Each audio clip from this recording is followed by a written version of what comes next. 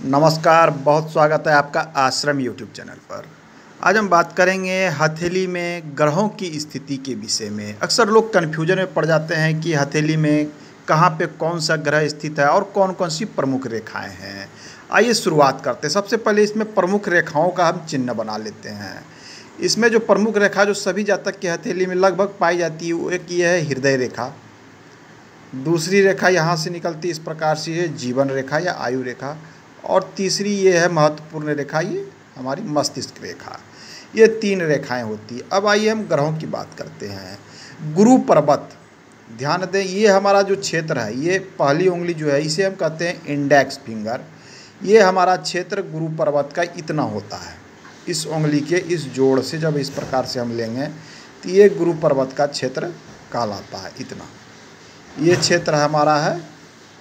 मैं इसमें मार्क कर देता हूँ गुरु पर्वत की स्थिति हम यहाँ से देखते हैं वो किस प्रकार से है।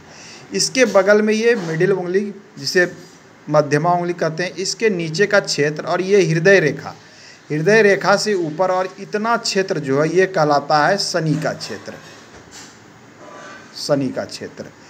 इसके ठीक बगल में ये है आपका सूर्य का क्षेत्र।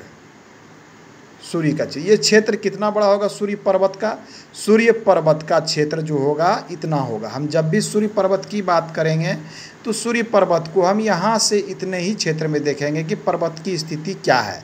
क्योंकि पर्वत की स्थिति 3 प्रकार की होती है। एक होती है विकसित, एक होती है सामान्य और तीसरी होती है अल्प विकसित, जिसे कमज़ोर भी कहा जाता है। तो उसकी बात हम बाद में कर लेंगे, किसके क्या प्रभाव हमारे जीवन में पड़ता है। पहले है कि हम इसे पहचान लें कि कहाँ क्या कौन सा है। सूर्य के बाद ये छोटी उंगली जो कनिष्ठिका उंगली कहलाती है, इसके नीचे हमारा होता है बुध पर्वत का क्षेत्र।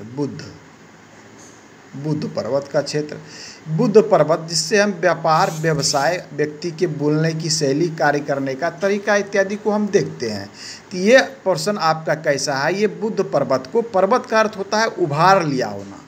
तो आपकी हथेली में यहाँ पर किस प्रकार का उभार है, दबा है, सपाट है, ये पर्वत की स्थिति को हम यहाँ से ज्ञात करते हैं। तो ये 4 हमने प्रमुख रूप से देख लिया। चौथा जो सबसे प्रमुख होता है ये होता है हमारा शुक्र का क्षेत्र। ये शुक्र वैभवता, सुंदरता, अच्छे भोग विलास को जोड़ के देखा जाता है। शुक्र पर्वत का क्षेत्र ये यहाँ तक होता है। अंगूठे के मूल भाग से आप ले सकते हैं इस प्रकार, ये जीवन रेखा से घेरी हुई इस प्रकार से ये शुक्र पर्वत का क्षेत्र होता है। इसके बाद जो प्रमुख क्षेत्र है हमारा यह आता है चंद्र पर्वत। ये देख लीजिए, हमने यहाँ चंद्र लिख दिया। ये चंद्र पर्वत का क्षेत्र का लगभग इतना क्षेत्र आपका जो है ये चंद्र पर्वत का क्षेत्र आता है। ये चंद्र पर्वत का क्षेत्र ये कहलाता है। अब आइए मंगल का क्षेत्र हथेली में 2 जगह पर दिया गया है। मंगल पर्वत की हम जब भी बात करेंगे तो आपको 2 स्थानों को देखना है। एक मंगल यहाँ पे दिखाया जाता है, एक मंगल का क्षेत्र ये है। क्षेत्र कहाँ है? आपकी हृदय रेखा से नीचे, और ये मस्तिष्क, इस भाग को आप यहाँ इतना दूर घेर सकते हैं कि ये हमारा मंगल का एक पर्वत है।